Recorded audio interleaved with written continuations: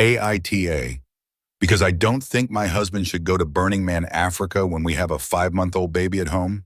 My husband thinks it is perfectly reasonable for him to go party at Burning Man in South Africa, and leave me in California alone with our 5-month-old baby. He will be completely off the grid for a week with no service, 10,000 miles away. Not that he could do anything from there, but I can't even reach him in an emergency. He's telling me I can do something for a week with my friends. But not only do I not want to, but I really can't because I'm breastfeeding. I just feel like he could at least be going somewhere closer where we could reach him, or at least somewhere we could go to and stay nearby. I get he needs a break, and parenthood is a lot, but it's only been 5 months and this seems excessive. AITA for not letting my sister's kids stay in my no-kid guest room? I 34F have a guest room in my house that's kind of my little haven. It's got a white couch, light rugs, some fragile souvenirs from my travels, etc. I'm child-free by choice and like to keep the space adult only. Anyone who visits knows this. It's not a secret. My sister, 38F, has 2 young kids, 5M and 7F, and when she visits, she's always stayed at a hotel nearby without issue. Last weekend, she called saying she was coming into town last minute and needed a place to crash because all the hotels were apparently booked. I told her she could stay with me, but the kids couldn't. I offered to help her find an Airbnb or even help cover part of the cost, but she got mad and said I was choosing my furniture over her family. She hung up and now won't return my texts. Our parents are also chiming in saying I should have just made an exception for family and that I'm being too rigid. For me, it's not about hating kids. It's about not wanting my stuff destroyed or constantly worrying about what's going to get broken. It's happened before with other people's kids. I feel like I've been really clear about my boundaries, and it's not like she didn't have other options.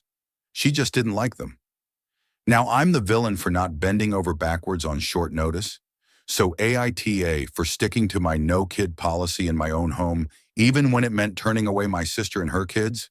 AITA for saying I don't feel anything for my daughter. I, 22 male, became a dad 2 months ago.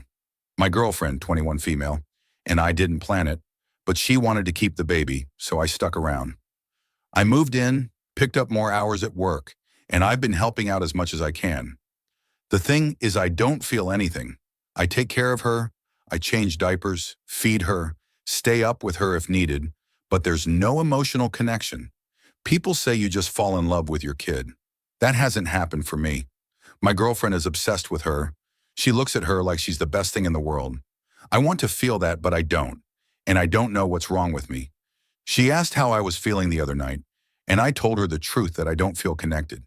She got really upset, started crying, said I was cold and maybe I'll never love my own kid. Now things are weird between us. She barely talks to me, and I feel like the bad guy. But I wasn't trying to be mean. I just thought honesty would help. AITA? AITA for refusing to speak to my brother's fiancée after revealing her parenting methods. My brother Tom, 34M, recently got engaged to Melissa, 32F, who has a 6-year-old son, Dylan, change the names. Last weekend I, 29F, was babysitting Dylan while they went out for dinner. Dylan was playing with some toys when he accidentally broke a glass figurine.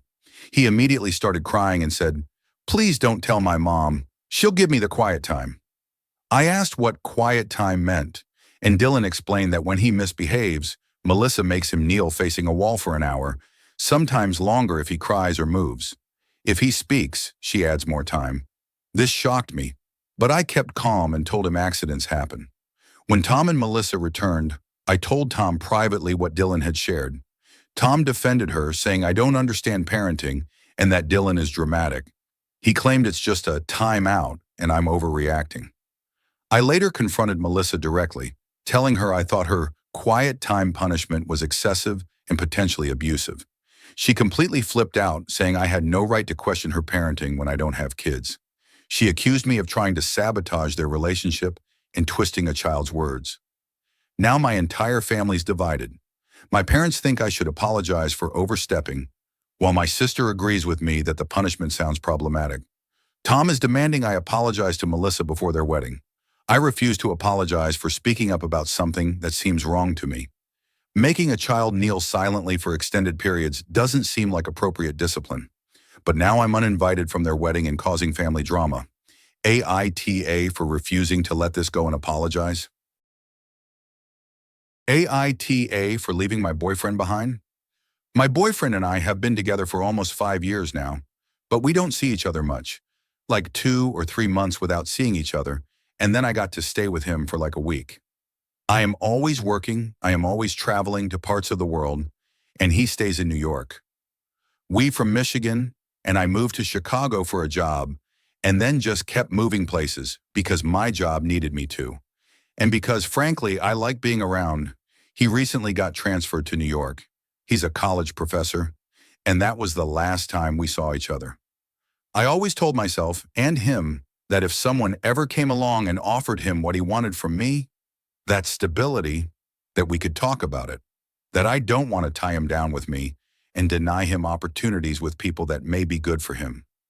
Thing is, I do love him. If I could settle back and live with him, I would. But that meant giving up my passion, my art, and he wouldn't allow it. He never asked me to stay, and sometimes I think that maybe he knows that if he ever asked, I would drop it all. But then, I would be unhappy too. Seeing the world makes me happy, going to new places, meeting new people, painting different pictures with different scenarios, and learning new cultures. That makes me happy. Sorry this is a bit confusing. It's just that. What I am asking is if I'm being irrational, if leaving him behind is a dick move. I want him happy, even if not with me. Maybe I'm being dramatic, maybe I'm overcomplicating things.